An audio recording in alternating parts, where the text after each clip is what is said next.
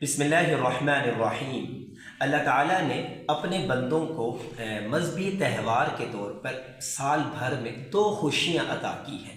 एक खुशी को ईद उल फितर कहा जाता है, जो रमज़ानुल मुबारक मुकम्मल हो जाने के बाद अल्लाह ताला अपने बंदों को ये खुशी अता करते। दूसरी खुशी का दिन जिसे ईद उल अज़हा कहते हैं, बड़ी ईद कहते हैं।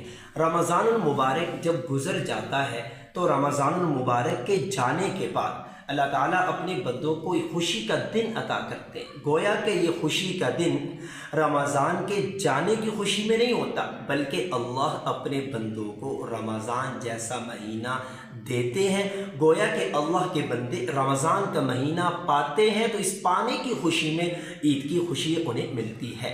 तो इसलिए रमज़ान के गुज़र जाने की खुशी नहीं, बल्कि रमज़ान के पाने की खुशी अल्लाह ताला अपने बंदों को अता करते हैं।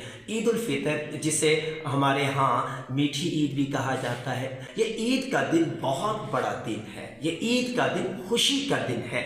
ये ईद का दिन अल्लाह की तरफ से अपने बंदों की मग़फ़िरत और बख्शिश का दिन होता है। प्यारे आका सल्लल्लाहु अलैहि वसल्लम की हदीस पाक है, सैयदना हज़रत अब्दुल्लाह बिन अब्बास रज़ी अल्लाह ताला अन्हु फरमाते हैं कि जब ईद का दिन होता है तो अल्लाह ताला अपने मासूम नूरानी फ़रिश्तों को ज़मीन पर भेजते हैं। तो फिर उसके बाद अल्लाह ताला फ़रिश्तों को कहते हैं कि ए फ़रिश्तों, ज़मीन के मुख्तलिफ़ हिस्सों में फैल जाओ, रास्तों में फैल जाओ, चौकों चौराहों में बैठ जाओ, फैल जाओ। और फ़रिश्ते ये ऐलान करते हैं, ए बंदो, ए अल्लाह के बंदो, रमज़ान का महीना पाया है, आज ईद का दिन आपको मिला है, तो इसलिए आज अल्लाह की रहमत की तरफ चल पड़ो, आप अपने रब की रहमत को हासिल कर लो। फिर उसके बाद अल्लाह ताला ये आवाज़ देते हैं, ऐ मेरे बंदो, मेरे इज़्ज़त की कसम, मेरे जलाल की कसम, कि आज मैंने रमज़ानुल मुबारक के सदक़े आज मैंने तुम्हें अपनी रहमत से तुम सब के सारे गुनाहों को माफ़ कर दिया है। ये ईद का दिन बहुत बड़ा दिन है, ये खुशी का दिन है। तो ईद के दिन की भी चंद मामूलात हैं जो ज़ाहिर बात है, जिस रब ने खुशी अता की तो उसी रब की हिदायत के मुताबिक इस खुशी का शुक्र भी अदा करना है।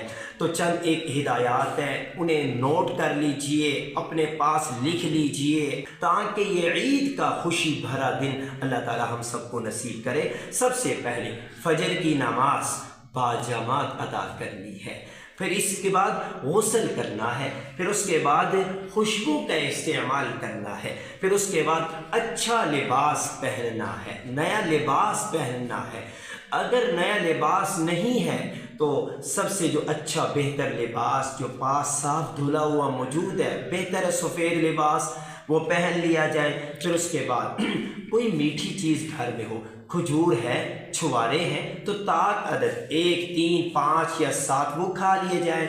अगर खजूर या छुआरे नहीं है तो मीठी चीज़ खा ली जाए। फिर उसके बाद ईदगाह की तरफ, नमाज ईद की तरफ अपने घरों से पैदल जाना है, और रास्ते में ये अल्लाह की बड़ाई और तकबीर कहते हुए जाना, अल्लाहु अकबर, ला इलाहा इल्लल्लाहु वल्लाहु अकबर वलिल्लाहिल हम्द। कितना प्यारा जुमला, कितनी प्यारी तकबीर कि अल्लाह की बड़ाई बयान कर रहे हैं। पैदल जाना है, अगर ईदगाह दूर है, नमाज ईद पढ़ने की जगह दूर है, तो कोई हरज नहीं, गाड़ी पर चले जाया जाए। फिर उसके बाद जब ईदगाह में पहुँचे, ज़ाहिर बात है जल्दी जाना है, घर में या रास्ते में रुकना नहीं है। फिर उसके बाद जब ईद की नमाज को पहुँचे तो वहाँ पर पहले कोई नमाज नहीं पढ़नी है, तो वहाँ पर भी कोई नमाज नहीं पढ़नी सिवाय ईद की 2 रकात नमाज ईद पढ़नी है।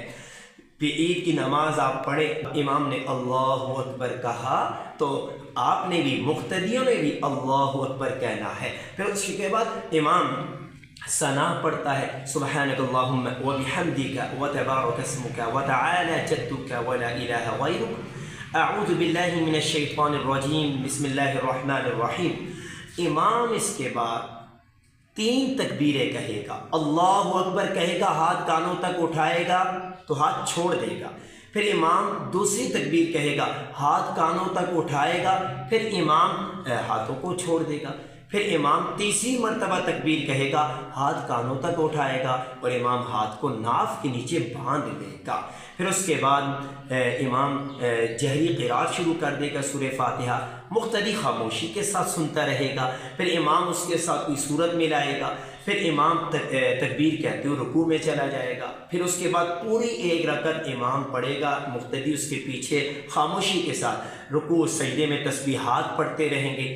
پھر امام جب دوسری رکعت کی طرف آئے گا تو اللہ اکبر کہتا ہوا قیام کی حالت میں چلا جائے گا۔ امام سورہ فاتحہ پڑھے گا، اس کے بعد کوئی سورت ملائے گا، پھر اس کے بعد امام 3 زائد تکبیرات کہے گا، اللہ اکبر کہے گا، اور اس کے بعد امام اپنے ہاتھوں کو چھوڑ دے گا۔ مقتدی بھی اللہ اکبر اپنے کانوں کو ہاتھ لگاتے ہوئے اور ہاتھوں کو چھوڑ دے گا۔